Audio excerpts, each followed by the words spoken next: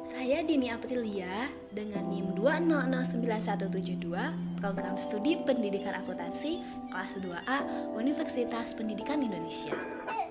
Di Indonesia, upaya pemberantasan korupsi masih terus berlangsung, khususnya sejak era reformasi.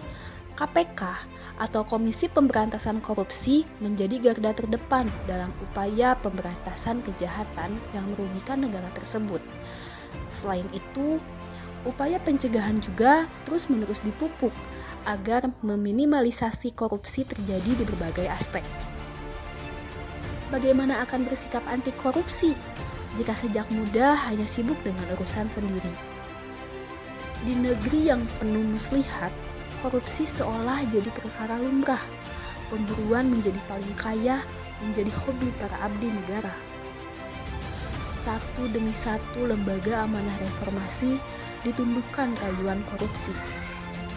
Membiarkan terjadinya korupsi besar-besaran dengan menyibukkan diri dengan ritus-ritus hanya akan berarti membiarkan berlangsungnya proses pemiskinan bangsa yang makin laju. Titik bahaya dari korupsi tak cuma dilihat persentase kebocoran uang, tapi juga dari menipisnya kepercayaan kepada bersihnya aparatur negara secara keseluruhan. Anda tidak perlu mengangkat senjata dan membunuh orang seperti zaman dahulu. Cukup jangan korupsi saja, itu sudah cukup menolong negara kita. Korupsi lebih atau setidaknya sama saja dengan membakar kitab suci, yaitu menghina esensi kitab suci. Karena tak ada ajaran manapun agama yang tak mengharamkan korupsi. Tugas kita sekarang sebagai penerus bangsa, tugas pemuda adalah menantang korupsi. Kebiasaan lama yang sulit berubah terjadi karena korupsi dan ketamakan dianggap bias. Saat ini mungkin timbul berbagai macam pertanyaan di dalam pikiran kita semua. Bagaimana kemiskinan terjadi di Indonesia, sedangkan sumber daya alam yang kita punya sangat melimpah kekayaannya kan?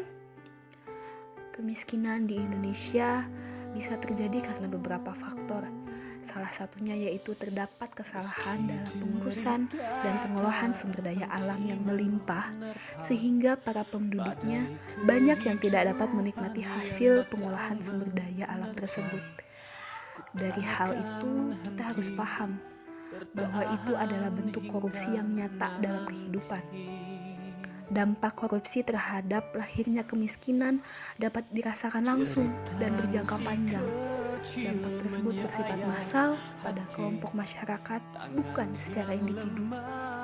Contoh lain kegiatan korupsi yaitu distribusi kekayaan alam yang terputus, terkurangi, ataupun tidak seimbang dalam pertukaran ekonomi. Ada hak golongan yang kurang mampu tidak disampaikan sehingga tidak sampai pada mereka hak-hak tersebut secara utuh. Disinilah korupsi itu menjadi masalah di tubuh negara ini.